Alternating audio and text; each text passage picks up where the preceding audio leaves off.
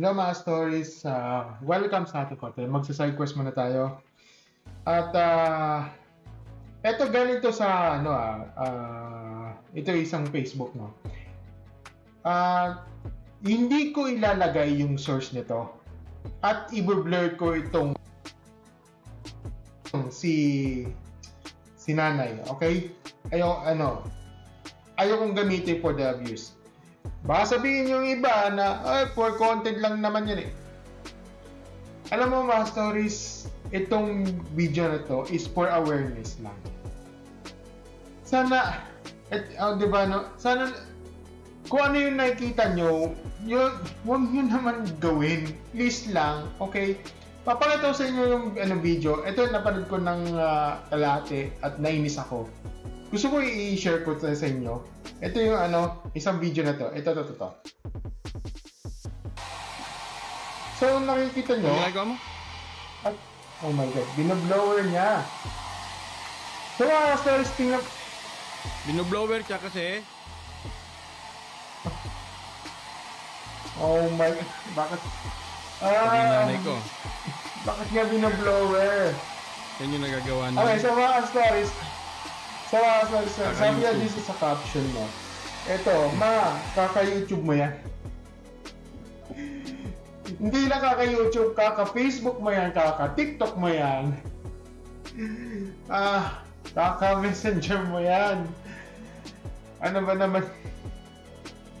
Alam mo, mga stories, ito nakakalungkot na isipin, no? Yung mga, alam mo, yung mga nagpapakita, yung mga repair gurus, di ba, na pinapakita yung mga yan, yung pinapakita yung mga tutorial paano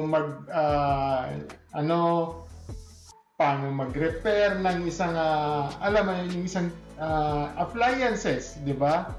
Or sa mga not just sa appliances, pati yung mga electronics like mga cellphones, ganyan. Wala problema doon. May talaga, meron mas tutorial. Yung nga lang, ito, minsan kasi, ito nangyayari na wala pa kayong disclaimer. Mga stories, no? Alam mo yun, ito yung nangyayari ito eh. Dapat, una pa lang, dito sa,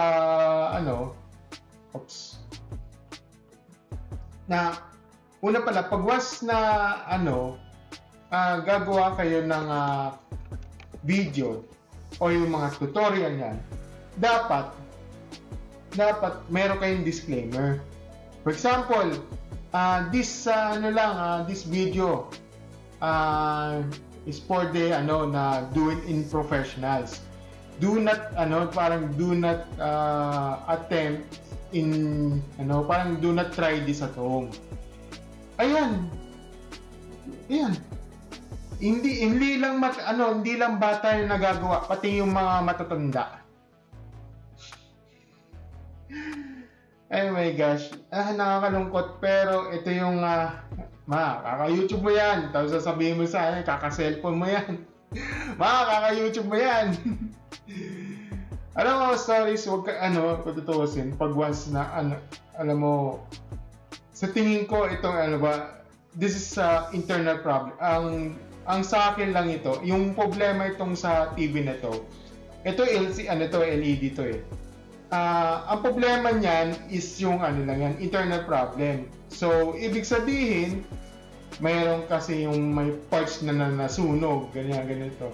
Hindi ko alam yun kasi nakikita, parating may nakikita. Kasi kailangan dyan na tamang kagamitan. Especially sa yung mga soldering iron, ginagamit yan. Tapos hindi basta-basta magsa-soldering iron yan. Kailangan pa ng tester yan kasi iniisa-isa yan. Tapos merong isa dyan na kailangan pa ng mga infrared, yung mga yung parang yung pang-camera na inverter na basta ganoon.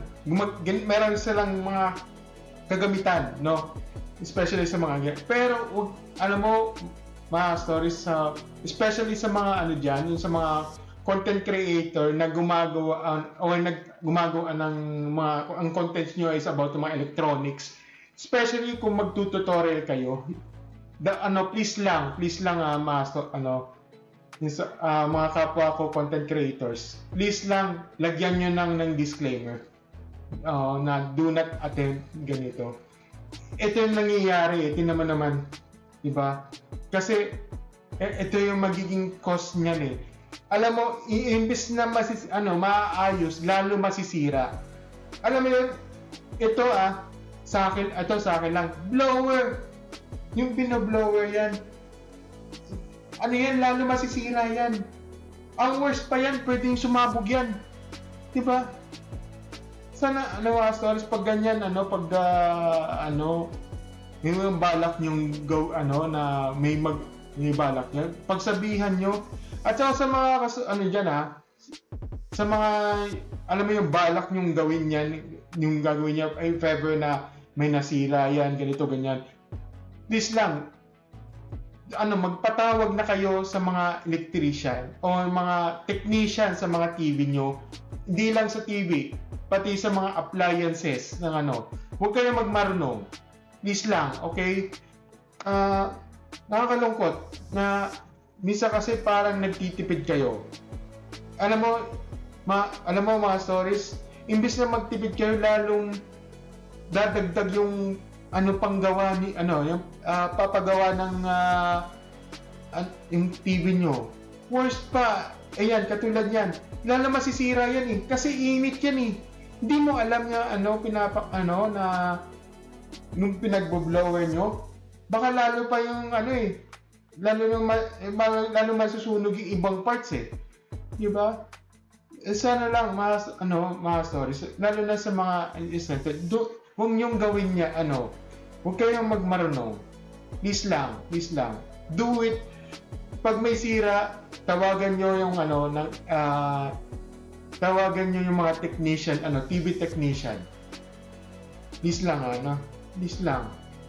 Diba? Ako, nagmamakaawa ako, huwag nyong gawin na ganyan.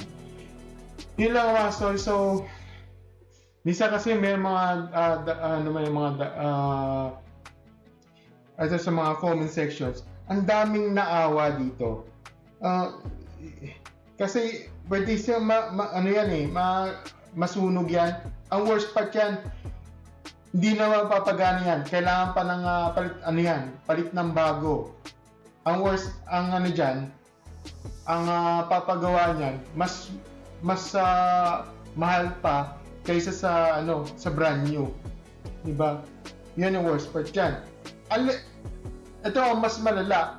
Pag nagpalit ka ng parts, paano kung diba paano kung yung parang second hand na yan, or baka may issue pa yan yung bago, hindi natin masasabi yun. Dapat yung mga ganyan, dapat sa mga if ever nagkaroon ng problema, you have to magpagawa kayo sa mga technicians, or kung mayroong sa mga warranty, kung may warranty pa yung TV nyo, pwede nyo yung pwede nyo i-issuehan nyo ng warranty yan kung saan ninyo nabili. Halimbawa, covered yung warranty nyo, diba, ng isang TV. Halimbawa, 1 year warranty, sabihin natin 1 year warranty yung TV mo, tapos hindi nagbukas, ganito, tapos may guhit, pwede nyong ipadala sa service center. Pwede naman yun, di ba? Huwag kayong papaniwala sa mga ganyan. Nakakalungkot at naman yun, matanda na. Sabi niya ayan, tinitingnan nyo, ginagawa niya. Tapos ang worst part, binoblower, pati gitna. Di dapat sa gitna yan eh. Lalo lang masisira din yan eh. Yun lang ang concern, sa content creator dito, may concern lang ako sa inyo. Isa for awareness lang, okay? Wala, lang ako. Yun lang masasabi ko dito. So, ang daming dito, Ang dami sinasabi, ilalagay ng bigas. Nagiging, ayan, YouTuber. Ayan, sabi nga dito, di po kaya ng blower yan. Malaki na po ang sira. Palit mama. Palit mama. Okay, sige. Ay, nako. Palit mama. Ay, no. Ay, no. Grabe naman kayo. Palit mama talaga. Mas, ano yan, malaki yung papagastos kayo dyan. Nako. Ang worst part yan, hindi yung magtatagal. Ayan, ito. So, yung mga search, huwag nyo yung mapapaliwas sa mga nakikita nyo sa mga, ano dyan, sa mga nakikita sa YouTube o ganyan, tapos i-blower nyo. Huwag nyo gawin yun, ha. At saka, sa mga content creators, mas mainam na magpa-disclaimer naman kayo. Ha? Please lang, mag-disclaimer muna kayo na huwag niyong gawin yan in do it in the para do it the professional na gamitin nyo sa mga maglagay kayo ng disclaimer ng do not try this at home, make do it on the professional technician ganito. This is for lang para educational purposes. Di ba? Wala masama doon, okay? Yan mga story. So, yun lang mga Please lang. Thank you and maraming salamat sa mga panonood and thank you and have a great day. Bye.